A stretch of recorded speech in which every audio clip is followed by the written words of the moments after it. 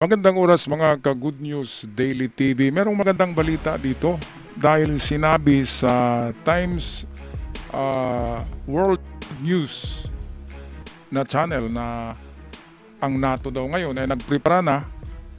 NATO prepares firepower for Hormuz showdown. Nako, pinangunahan ng UK at ng France, pinakamalakas na bansa ng NATO, ang pagpapadala ng kanilang US Navy papuntang Hormuz.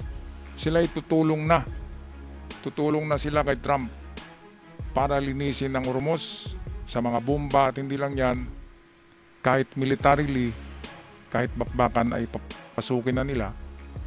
Na ano na sila sa komento ng mga tao parang nahihiya na sila, sinasabing walang mga bayag, takot na takot. Ngayon, meron ng bayag konti dahil sa pilay na pilay ng Iran, at naiisip nila na ito na yung oras na para atake sila dahil kukunti na lang ang mangyayaring di ba? Bakbakan, wala nang pwersa ang Iran Kaya kayang-kaya na nila talaga yan. At yan na yung oras na pwede nang aalis ang Amerika dyan. Sa tingin ko, aalis na si Trump kapag nandiyan na ang NATO. Kasi kayang-kaya ng NATO yan mga kababayan. Anong masasabi nyo dito sa pagpapadala ng NATO? Bakit nagkaroon sila ng bayag ngayon? Bakit biglang tumapang? Di ba? Masakit na ba yung bulsa nila? Masakit na ba yung ekonomiya nila dahil sa blockade diyan sa Hormuz? Ay nako. Balita ko nga na si Putin ay nagpapalipad na ng mga jet fighters papasok sa airspace ng NATO Parang naisip ni Putin na gugulatin ko kayo ngayon. Wala na ang US. Wala na ang US sa NATO, so pwede nang atake si Putin dyan. Kaya naisipan ng NATO, sa palagay ko, na para bibilib si Trump sa kanila at babalik si Trump sa NATO, ay magpapagitang gilas sila ngayon sa Hormuz na sila talaga ay kapanalig ni Trump. Yun ang tingin ko dyan mga kababayan. So, international trade, energy, security, and the stability of the global economy depend on the freedom of navigation. Ito yung sabi ng taga-NATO. Kaya nga, freedom of navigation. Kapag merong mga pirates dyan, sinara ng mga pirata ng Hormuz, at nandyan si Donald Trump, magkaroon talaga dyan ng paralysis. Total blockade. Blockade doon sa Hormuz, blockade dito sa Oman ni Trump. Dalawang blockade yan Kaya hindi talaga makakadaan yung mga barko. Ngayon, nasasaktan na ang ekonomiya ng Iran, amigdad ng NATO dahil dyan. Kaya para mabalik ang tiwala ni Trump sa NATO, ito na, tutulong na sila, papadala ng daming barko Marami daw, 13 nation ng NATO. 30, ang dami-dami naman. 13 nation daw ay tutulong.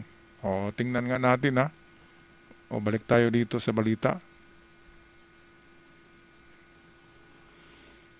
Ito, by building on our common purpose, strengthening multinational coordination and planning for effective collective action, we can help reopen the strait, stabilize the global economy, and protect our people.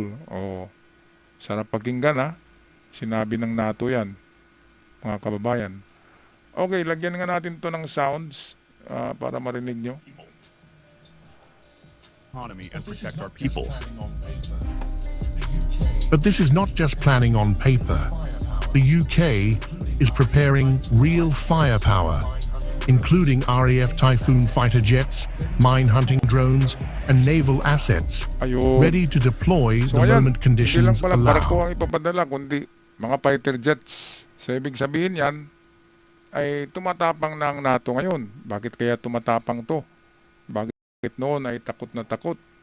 Baka alam na nila na wala na ngang firepower ang Iran, kaya pwede na nila itong gigirahin pagtulong-tulungan ng NATO. Kaya ng NATO to Kahit wala na ang Amerika, kaya na yan ng NATO, mga kababayan. The message is unmistakable. The West is preparing. The message is unmistakable. The West is preparing to physically secure the waterway if diplomacy fails. Kapag failed ang diplomacy, ito yung usapan dyan sa negotiation, peace talk sa Islamabad ng IRGC at Amerika. Kapag failed yan, ibig sabihin bakbaka na. At hindi na ngayon nag-iisa ang Amerika dahil nandiyan na sa likod niya ang buong NATO. Imagine 30 countries sumusuporta sa aksyon na ito ng NATO. Pero ang talagang nangunguna diyan ay France at saka UK. Alam naman natin may mga nuclear capabilities ang mga bansang yan at malalakas yan. Ito, tapusin na natin ng balita. Courtesy ng Times Now, Indian Channel. There's a catch. The mission hinges on a sustainable ceasefire. There's a catch.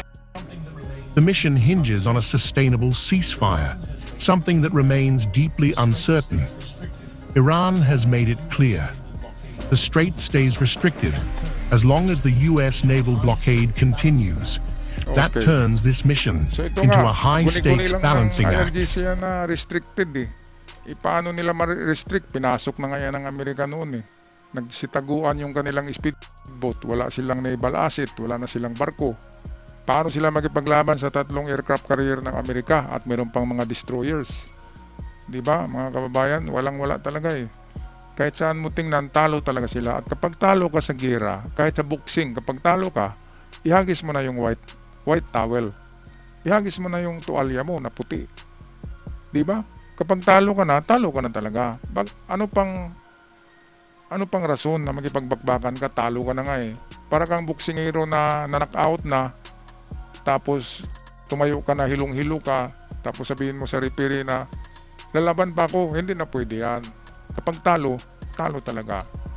Kailangan accept ang reality. Masakit nga i-accept ang reality ng IRGC dahil iba ang kanilang utak, iba ang pag-doctrinate sa kanila.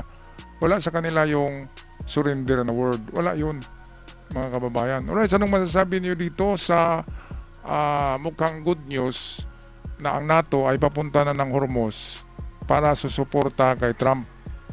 Susuporta na kay Trump at handang makipaggera kung kailangan.